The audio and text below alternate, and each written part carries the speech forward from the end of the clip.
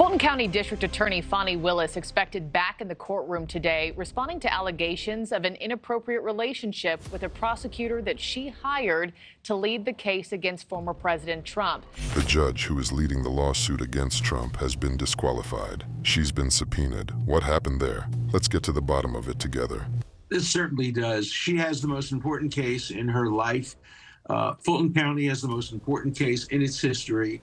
And she just messes it up by hiring the one person in the whole state that she should not have hired, a grossly unqualified prosecutor with no experience in these complex matters of RICO, with whom she's having a friendship that, according to her, then develops into a sexual relationship. How dumb can you get? How bad judgment can you show? Whichever way this case comes out in court, it seems to me, in the court of public opinion, nobody's going to have any faith in her judgment. Now, she's exposed to even more risks than disqualification.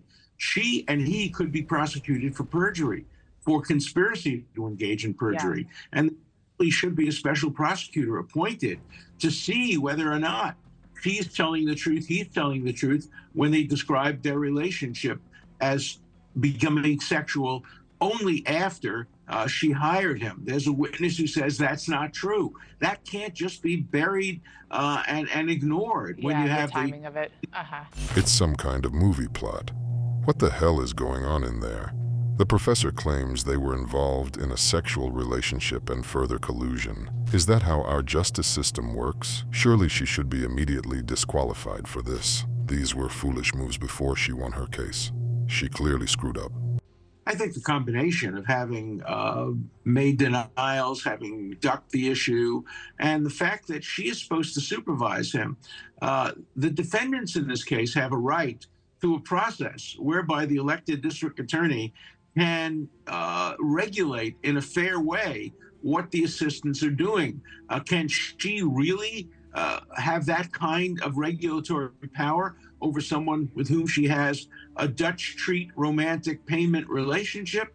And there's also the issue of whether or not there were essentially kickbacks, whether or not she financially benefited in any way from the $600 and some odd thousand that she paid him. So as the judge correctly said, there's not only an actual conflict of interest issue, but there's the appearance of injustice, the appearance of a conflict of interest. And in a case like this, involving the past and possibly future president of the United States, everything has to be above reproach, and it isn't in this case. She should step down. He should step down. That might avoid recusal. But if they don't step down, then the entire office should be recused, and the case should be sent to a different district attorney's office or to the attorney general's office for determination as to whether a prosecution should proceed. But it should not proceed on the basis of these allegations, whether proved or unproved. But I hope the judge goes beyond financial improprieties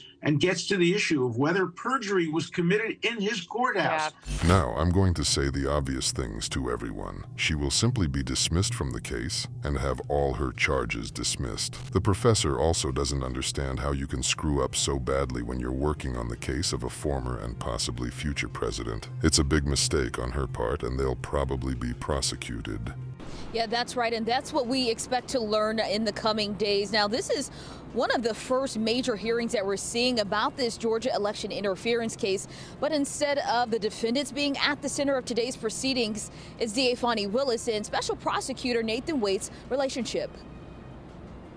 The fate of DA Fani Willis and Special Prosecutor Nathan Wade's involvement in Fulton County's election interference case against former President Donald Trump and his co-defendants could come down to today. Willis and Wade's relationship has been called into question and could cause them to be dismissed from the high-profile case. It's clear that disqualification can occur if evidence is produced demonstrating an actual conflict or the appearance of one. Judge Scott McAfee says today's hearing will get to the bottom of allegations levied against the DA and Wade. Whether a relationship existed, whether that relationship was romantic or non-romantic in nature, when it formed, and whether it continues. The two have admitted to a personal relationship in court documents, which Wade says, "Oh my God, how obvious and stupid it was. These two just admitted to being in a relationship. You know, it's a high-profile case that everyone's gonna know about. I don't think they're gonna have a happy future after this. That's a load of crap. They just lost, and that's a fact. What do you think about that? Write your opinion in the comments, and don't forget to watch other shocking news on the channel.